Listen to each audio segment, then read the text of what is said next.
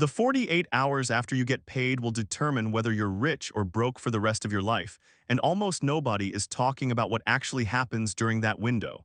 You just got paid. You check your bank account and for about 12 seconds everything feels possible. That number hits different when it's fresh. You're thinking about the things you could finally do, the stuff you could buy, maybe even getting ahead for once. And then like clockwork, the notifications start rolling in. Rent. Car payment, that subscription you forgot to cancel 3 months ago. And somewhere between that first glance and the next morning, half of it's already gone, you don't even know where. Here's what nobody tells you. Most people are broke not because they don't earn enough money, but because they have no system for what happens in those first 48 hours after payday. They're winging it, every single time. And look, I'm not talking about people making minimum wage here. I've seen folks earning six figures living paycheck to paycheck because they treat payday like it's a starting gun for a spending spree instead of a strategic moment that could literally change their entire financial trajectory. The average American, and this is according to a 2023 Bankrate study, cannot cover a $1,000 emergency without borrowing money. Think about that for a second. One car repair, one ER visit, one broken water heater, and the whole thing falls apart. But here's the thing that really messes with me. Most of these same people had the money at some point. It passed through their hands. They just didn't have a clue what to do with it in those critical first hours. And here's where I'm gonna say something that sounds absolutely insane. Budgeting isn't actually the answer. I know every financial guru on YouTube is screaming about spreadsheets and the 50-30-20 rule and tracking every latte. But the data is clear. Research from the National Endowment for Financial Education shows that nearly 70% of people who create budgets don't actually stick to them past month 3.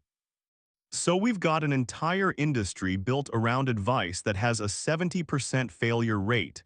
That's not a solution. That's a suggestion with a prayer attached. My name is Sten, and I spend way too much time analyzing why people stay broke when they genuinely don't have to. Like, it borders on unhealthy at this point. I've read the studies, I've done the math, I've had hundreds of conversations with people about their money, and I keep seeing the same pattern over and over again.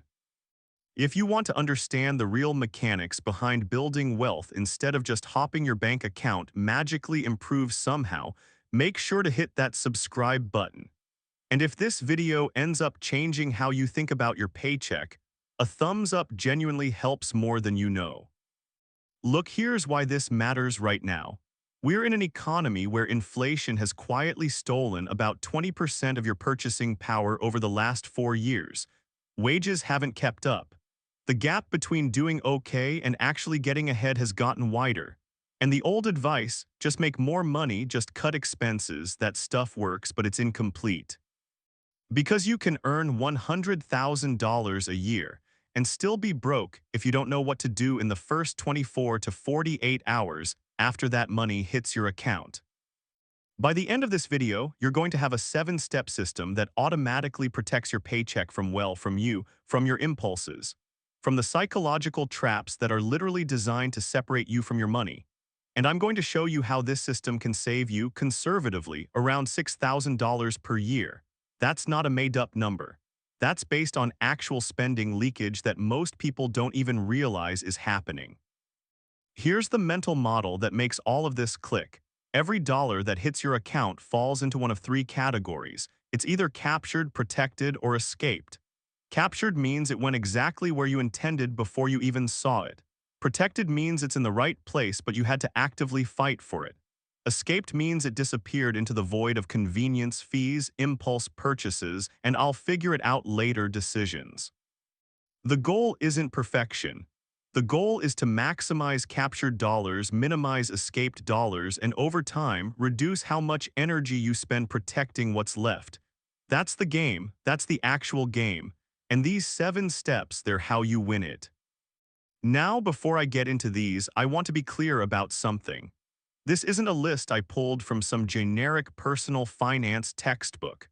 These are the 7 things that I've seen actually move the needle for real people, people who were stuck in the paycheck-to-paycheck cycle, people who felt like they were doing everything right but somehow never getting ahead. Every item on this list addresses a specific psychological vulnerability that's exploited by either your own brain or by companies that are very good at extracting money from you. I've ordered these intentionally. The first few are about defense, stopping the bleeding. The later ones are about offense, actually building something. You need both. Most people only focus on one or the other, and that's exactly why they stay stuck. All right, let's get into it. Number 1, the 24-hour no-touch rule. The first thing you do immediately after getting paid might sound counterintuitive. You don't do anything. Nothing. Not a single financial decision for 24 hours. Here's what's really happening psychologically. When that paycheck notification pops up, your brain experiences what researchers call a wealth illusion. You feel richer than you actually are. Studies from behavioral economics, specifically work out of Duke University, show that people are 35% more likely to make impulsive purchases in the first 24 hours after receiving money compared to any other time. Your judgment is literally compromised. Think about it, that's why casinos give you chips instead of making you bet with actual cash. Distance from the money changes behavior. And when your account just got refreshed, you don't have that distance. You're holding chips. So the first rule is simple. Do not make any discretionary spending decisions for 24 hours. Bills that are automated, fine, those aren't decisions, they're predetermined, but anything new, any thoughts about grabbing something or treating yourself, those wait. Let me give you the math on why this matters. The average American makes about 3.5 impulse purchases per week, with an average value of $47 each. But the frequency spikes on payday. If we conservatively estimate that you eliminate just 2 impulse purchases per month by implementing this rule, that's $94 per month. Over a year, that's $1,128 saved. Invested at 8% over 20 years, that becomes $51,800 from doing literally nothing for 24 hours. The irony is beautiful. The least action produces one of the biggest results. Number 2, the automated capture. Second thing, and this needs to happen before that 24-hour window even closes, ideally before you even get paid. You need to set up automated transfers that capture money before you see it. I'm not talking about paying yourself first in some vague motivational way. I'm talking about a very specific system. The second your paycheck lands, money should immediately move to 3 places: an emergency fund, an investment account, and a bills account. Automatically. No decisions required. Here's the specific framework I recommend. 10% to investments, 5% to emergency fund until it hits $5,000, then redirect that 5% to investments too, and enough to your bills account to cover exactly 1.1 times your fixed monthly expenses. That extra 10% buffer prevents overdrafts when due dates don't align. Why does automation matter so much? Because willpower is a depletable resource. There's research showing that adults make an average of 35,000 decisions per day. Every decision chips away at your ability to make good ones later. By automating your money, you remove anywhere from 10 to 20 financial decisions per month from your cognitive load. Let's do real numbers. Say you earn $4,000 per month after taxes. Under this system, $400 goes to investments automatically, $200 goes to emergency savings, and let's say $2,200 goes to bills including rent. That leaves $1,200 in your main account for everything else. Here's the key, that $1,200 is the truth. That's your actual spending money. Everything else is captured before your brain can negotiate with it. Compare this to someone who keeps everything in one account and tries to be responsible. They see $4,000. They feel like they have $4,000 to spend. And somehow, every month, there's $127 left at the end that should have been $600. Number 3, the subscription audit. Third thing, and this is where you stop the bleeding you didn't even know was happening. Within 48 hours of every paycheck, you review every single recurring charge on your account. I'm not saying you do this once. I'm saying you do this every single pay period. Here's what most people don't realize. The average American, according to research from C+R Research, spends $219 per month on subscriptions. But when surveyed, those same people estimated they spent only $86. That's a $133 gap between perception and reality. Every month. That's $1,596 per year you're spending that you don't even know about. And look, I get it. These companies are smart. They know exactly what they're doing. Free trials that convert to paid, annual plans that auto-renew, price increases buried in emails you never read. Netflix didn't send you a notification saying they're about to charge you 15% more. They sent you an email with the subject line, updates to your account, that you archived without reading because who has time? But here's where things get really interesting, because there's something happening on the other side of these recurring charges that almost nobody talks about. And honestly, it's costing you way more than the subscriptions themselves. The hidden cost I'm talking about is what I call subscription creep guilt. It's this low-grade anxiety that sits in the background of your financial life. You know you're probably paying for stuff you don't use, but you don't want to look because then you'd have to deal with it. And that avoidance behavior spreads. People who don't audit their subscriptions are also less likely to check their investment accounts, less likely to negotiate bills, and less likely to catch fraudulent charges. It's not about the $14.99. It's about the pattern of financial avoidance it represents. So here's what you actually do. Pull up your bank statement or use an app like Rocket Money. List every recurring charge. For each one, ask yourself, did I consciously use this in the last 30 days? If the answer is no, cancel it immediately, not later, right now. And here's the psychological trick for services you might want to keep: downgrade instead of canceling. Netflix Premium to Standard saves you $7 per month. Spotify Family to Individual, if you're the only one using it. That's $84 per year from one small change. Number 4, the bill negotiation call. Okay, fourth thing, and this is the one that separates people who are serious from people who just complain about money. Once every 3 months minimum, you call your service providers and ask for a lower rate. Internet, phone, insurance, credit cards, all of them. Here's what's really happening behind the scenes. These companies have retention departments whose entire job is to prevent you from leaving. They have pre-approved discounts sitting in their system that they will never offer you unless you ask. A 2022 study from the Consumer Financial Protection Bureau found that 70% of people who called to negotiate a lower rate on their credit card got one. 70%. But only 24% of cardholders had ever actually made the call. Let me be clear about the math here. The average American pays $75 per month for internet. A single phone call, usually taking less than 15 minutes, can typically knock $10 to $20 off that bill. Let's say you save $15, that's $180 per year. Do this with 3 services, that's $540 per year for about 45 minutes of total effort. Show me another job that pays $720 per hour. The script is dead simple. You call, you say, I've been a customer for X years and I'm seeing better rates from competitors. What can you do to keep me as a customer? That's it. You don't have to be aggressive. You don't have to threaten. These companies lose money every time a customer leaves, so they're incentivized to keep you even at a reduced rate. The irony: people will spend 3 hours researching which streaming service to subscribe to, but won't spend 3 minutes calling to reduce the cost of something they're already paying for. That's backwards thinking. Number 5, the irregular expense fund. Fifth thing, and honestly, this is the one that breaks most budgets. You need to immediately start funding what I call an irregular expense account. These are the expenses that aren't monthly but somehow always catch people off guard. Car registration, annual subscriptions, holiday gifts, back-to-school costs, home repairs.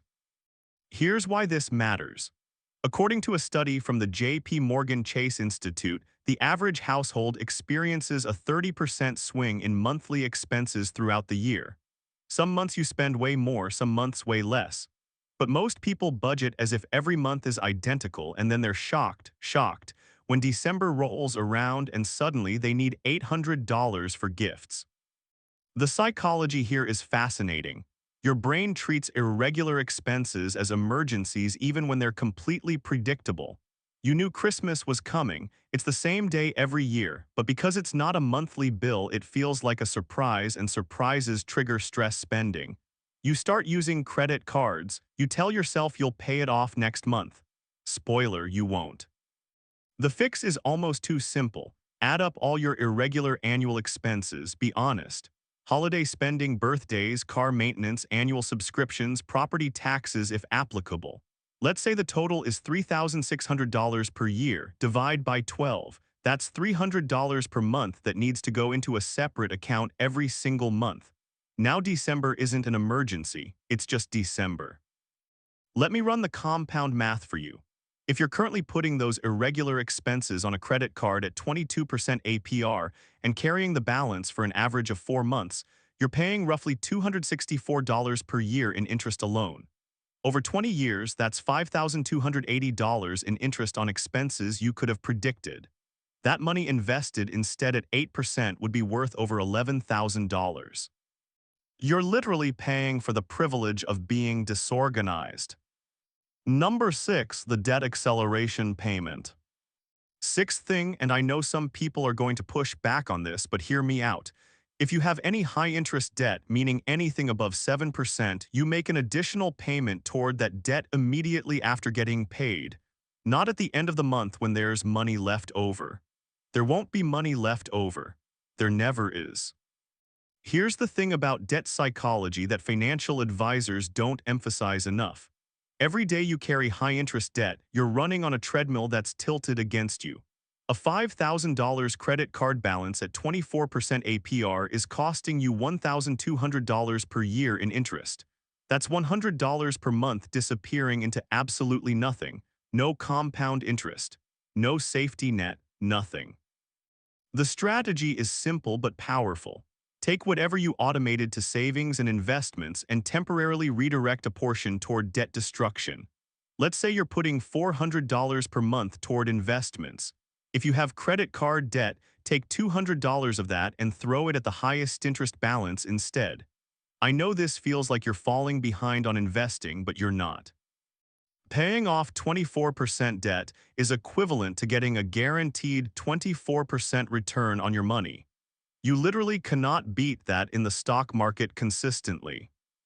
Here's a before and after scenario.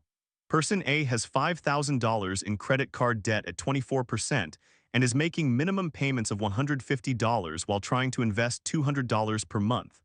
After 2 years, they've invested $4,800, which grew to maybe $5,280 at 8%.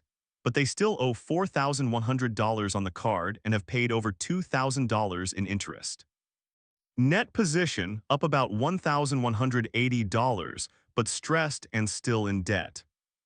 Person B takes that same $350 per month and throws everything at the debt first. Card is paid off in about 16 months. Then they redirect the full $350 to investing for the remaining 8 months. They've invested $2,800, grown to about $2,920, but they owe nothing and have paid maybe $900 total in interest. Net position up about $2,020 with zero debt and zero stress. Same money, completely different outcome. Number 7, the future self-transfer. Seventh and final thing, and this is the one that takes you from surviving to actually building wealth.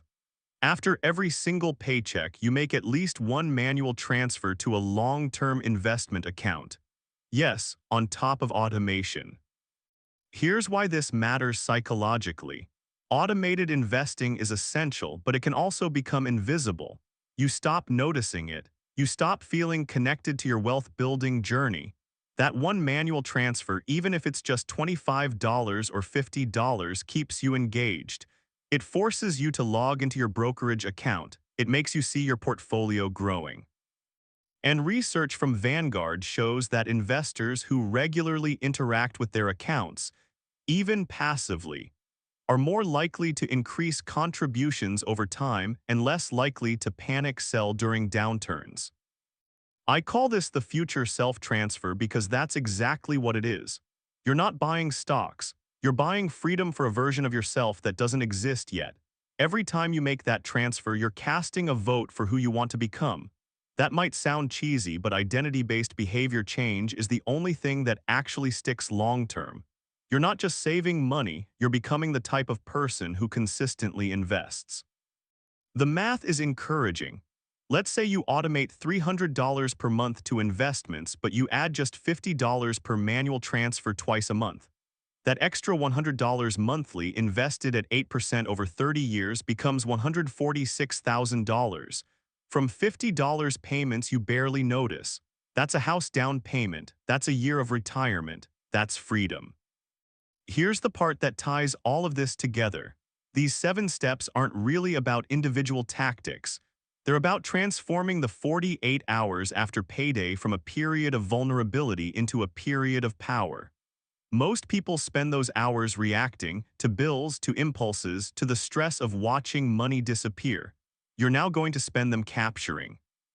Let me give you the total picture.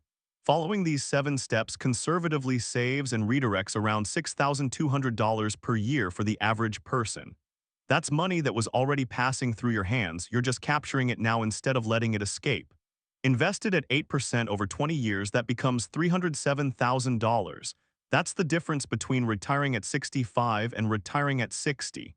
Between financial stress and financial peace. It's between hopping things work out and knowing they will. The psychology of money isn't complicated, but it is counterintuitive. The most powerful financial moves often look like doing less, not more, waiting 24 hours, automating so you don't have to decide, making one phone call instead of accepting the default. These aren't sexy strategies. Nobody's going to film a documentary about you setting up automatic transfers, but that's the whole point. Your future self is counting on the decision you make right now. Not someday, not when you earn more, right now with your next paycheck. Trust me, they'll thank you for it. Here's my challenge to you. Before your next payday, set up at least 3 of these 7 systems. Automation, the irregular expense fund, and the 24-hour rule. Those 3 alone will change everything. And once you see how much calmer paydays become, you'll naturally want to add the others. The version of you that's stressed about money, that's not permanent. That's just someone who hasn't built the right systems yet. Start building. The math is on your side. The psychology is on your side. The only thing left is the decision. I'll make it.